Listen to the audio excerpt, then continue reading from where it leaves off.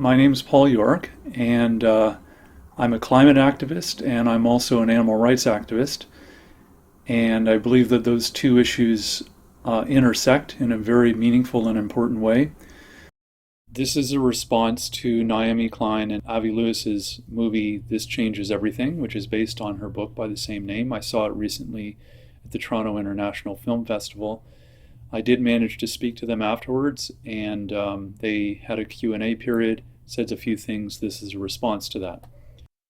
So the film focuses mainly on fossil fuels, and my criticism of it is that it neglects to mention animal agriculture, which is one of the leading causes of greenhouse gas emissions. Not to mention the leading cause of water waste and water pollution, and also biodiversity loss at this time in history. So in the film, it dealt mostly with climate activists, but animals were marginalized in it, and when they were mentioned or shown as things to be hunted or farmed. And at the end, there was the depiction of a polar bear at a costume at a climate rally representing biodiversity loss. But Klein said that this didn't move her. So the film had a very anthropocentric or human-centered bias, which is ironic because throughout the film she refers to the story, the worldview that has dominated the Western world for 400 years and has since overtaken the world through industrialization. And by that, what she's referring to is the 17th century view by a philosophy of René Descartes and also Francis Bacon that views nature instrumentally as a machine to be controlled by men for their own purposes. So it's the myth that humans can control nature. Now the irony here is that she has inherited uncritically and unconsciously the same worldview as Descartes when it comes to animals, which are part of nature, because she views them instrumentally as resources to be used. And this unconsciously replicates his view of animals as machines, as things to be used. She mentions the need for a new story, and by the use of the word story, she doesn't mention this, but she's taking it from the author Thomas Berry, who called for a new story to replace the old story of human control of nature, and notes that the holistic Aboriginal worldview could be that story, and she gives a lot of attention to that perspective, which is fine. But I would argue that another and equally valid story is called ethical veganism. And why do I think that is important? Well, not only because animal agriculture has such a huge impact environmentally in terms of greenhouse gas emissions and water waste and biodiversity loss, but also because ethical veganism is about compassion and nonviolence and reverence for life. And that's actually what's needed at this time in history. Militarism, disregard for the rights of others, the climate crisis as a whole issues not just from industrialization, but from the disregard for the rights of others. Thomas Berry calls for a new story for humanity. Compassion for all other living beings is a solution here. Reverence for life, as Schweitzer called it. So she mentions love in her film as part of the new story. But if love is relegated to just one's own kind, where's the virtue in that? Jesus is famous for saying, if you love only your own family, but not others, where's the virtue in that? So I'm kind of paraphrasing him here.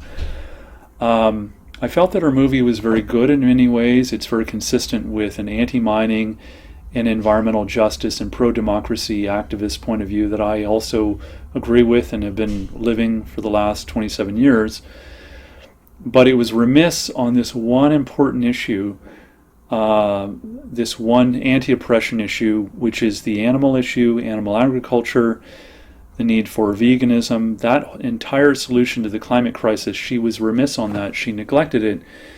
It's a huge ethical blind spot that is actually logically and morally inconsistent with the rest of her message.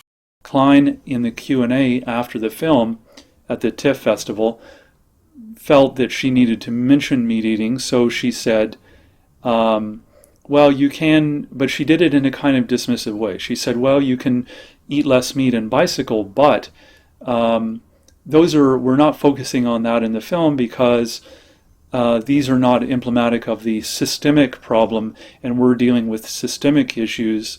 What they mean is fossil fuel use. Now, the problem with that answer is that it relegates or dismisses veganism as a behavioral change, as an individual change that is not part of the systemic or structural changes that she seeks for the world.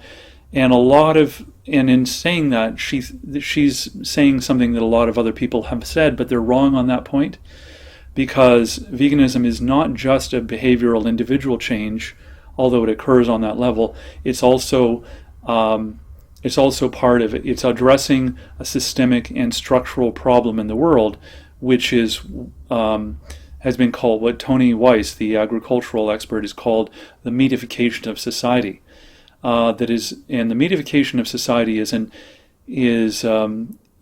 Canadians and Americans have doubled their meat and dairy consumption since the 1960s through mass advertising, through the creation of hamburger franchises, through the economies of scale due to factory farming and meat and dairy production. So animal agriculture is at the heart of the problem here. It is very systemic, very structural, and we absolutely need to get away with it. Now, veganism is a choice to opt out of that, but more than that, animal rights activism, and specifically climate vegan activism, which is intersectional, bringing together climate justice and animal rights issues in animal agriculture. That's a way of addressing the structural problems. Now, she shows groups in her film that are doing blockades, that are representative of what I would call an ethical community response worldwide, a sort of a revolutionary response to fossil fuel use, getting arrested at coal plants. She calls that blockadia. We're doing the same thing. Last November, I was arrested at a slaughterhouse, and we explicitly in the press release articulated it as a response to climate change. And slaughterhouses and meat production are part of the problem. Why? Because they're the leading cause of methane. Methane is 23 times more powerful as a greenhouse gas than carbon dioxide, and methane is what is going to push us over the tipping point. That and nitrous oxide, as well as carbon dioxide, the tipping point of 2 degrees Celsius above pre-industrial temperatures, which will cause runaway climate change. That's why the Chatham House report, which I gave a copy of to Lewis, Klein didn't want a copy of it. The Chatham House report says that it's critical that we address animal agriculture in order to avoid that 2 degree tipping point, 2 degrees Celsius tipping point. We can't actually do it without it because of the methane problem. Having Lewis, in his response to me privately, he said, yes, all those things are important, but we're not passionate about that. Fine, fair enough.